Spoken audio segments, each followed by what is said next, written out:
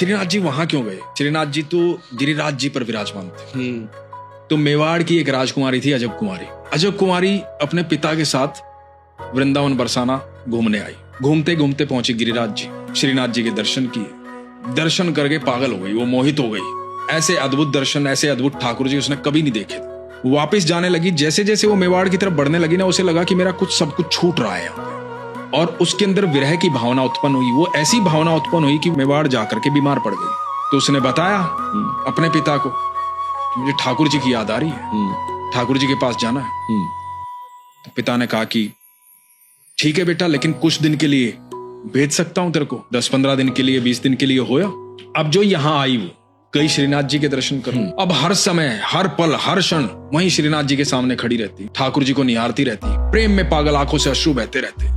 अब उसको लगा कि मैं क्या ऐसा करूं कि मैं यहीं ठाकुर जी के पास आऊं। तो गोस्वामियों से पूछा, तो गोस्वामी ने बोला कि एक काम करो, जो तुम्हारे मन में आए वो सेवा कर लो। तुम्हें अच्छा गाना आता है तो भजन सुना दो ठाकुर जी को, नृत्य आता है तो नृत्य कर दो। तो इसको चौसर खेलनी आती थी, चौपड़। तो ये ठाकुर जी के साथ चौसर खेलनी शुरू हो गई। तो ये ठाकुर जी की भी बारी खुद चलती, अपनी बारी भी खुद चलती, लेकिन अंत में आकर के रोज ठाकुर जी को जितवा देती, खुद हार जाती। ठाकुर जी को जितवाती तो वो जो विग्रह था श्रीनाथ जी का, उनकी मुस्कुराहट दिखाई देती थी। खाली अजब कुमारी को दिखाई नहीं देती थी, बाकी सबको भी दिखाई देने लग गई। अच्छा। और कई बार ठाकुर जी के पसीने भी छूट जाते जब ठाकुर जी हारने को होते, पर ये फिर जितवा देती। और इसको बड़ा आनंद आता ठाकुर जी के साथ खेलने में। जो साथ आए थे उन्होंने कहा कि पिताजी ने बुलाया, आपकी छुट्टियां पूरी हुई, अब अपने राज्य चले। तो इसने कहा कि जाने से पहले एक बारी और खेलूंगी। अच्छा। आज इसको बड़ा गुस्सा आया हुआ था। इसने सोचा आज मैं ठाकुर जी को नहीं जिताऊंगी, आज मैं खुद जीतूंगा। इधर ये ऐसी ऐसी चाल चल रही थी कि ठाकुर जी निरंतर हार रहे थे, ठाकुर जी के पसीने छूट रहे थे, ठाकुर जी का चेहरा उदास हो रहा था। इससे बर्दाश्त नहीं हुआ कि मेरे ठाकुर जी ऐसे कैसे हो सकते।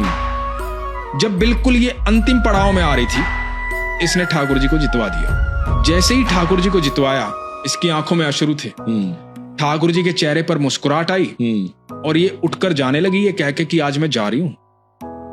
और ऐसा कहते हैं पारस भाई, श्रीनाथ जी ने अजब कुमारी की बाह पकड़ ली, बोले कि मैं तेरी भक्ति से, तेरे प्रेम से प्रसन्न हूं, तू बता तुझे क्या चाहिए।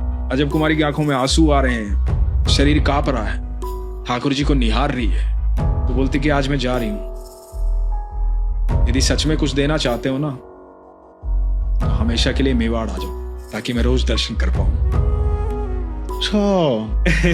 तो ठाकुर जी अजब कुमारी के लिए मेवाड़ में जाकर के वहां पर स्थापित